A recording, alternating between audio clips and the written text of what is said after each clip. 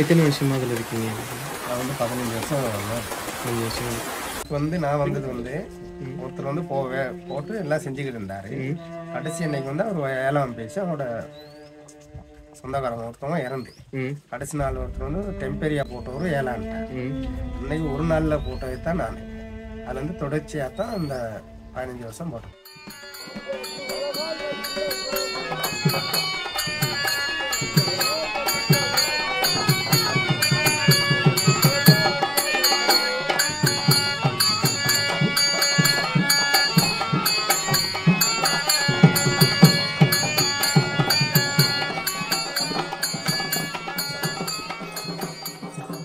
உயிர் பிரச்சனைகள் நடந்தால் என்ன செய்கிறது, வீட்டுக்கு யார் பதில் சொல்கிறது. அதுக்கு பிறகு தான் ரைட்டு எது நடந்தாலும் பரவாயில்ல நானே போடுறேன்னு சொல்லி அதுக்கு முதல்ல நானாக வந்தது. அப்போ தான் அன்னைக்கு பொறுப்பாடுத்து இதை செஞ்சுட்டு செஞ்சவருக்கு வந்து அவங்களோட சித்தப்பா இறந்ததுக்கு ஏலான்ட்டார்.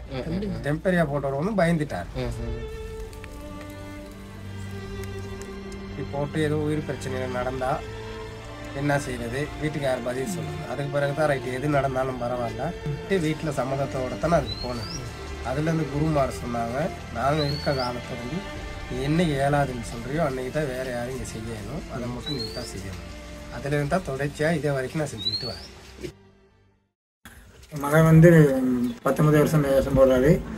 இப்போ தொடக்கத்தில் வந்து அவர் இதுக்கு வரக்குள்ள உங்கள் பக்கம் இருந்து அதை எப்படி நீங்கள் சப்போர்ட் பண்ணீங்க? சப்போர்ட் பண்ணணும்னு சொன்னால் அவங்க சொந்த செலவெல்லாம் நாங்கள் தான் செலவழிப்போம்.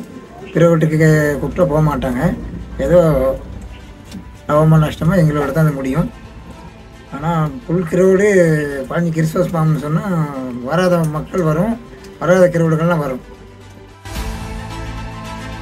தலைமுறைக்கு நான் வந்து நினைக்கிறேன் இதெல்லாம் அழியக்கூடாதுங்கிறது தான். அழியக்கூடாது, இது வந்து இப்படியே கொண்டு சென்றுக்கிட்டே இருக்கணும். நம்ம ஒரு இதுகள் வந்து போய்கிட்டு வளர்ச்சி அடைஞ்சிக்கிட்டே இருக்கணும். இதான்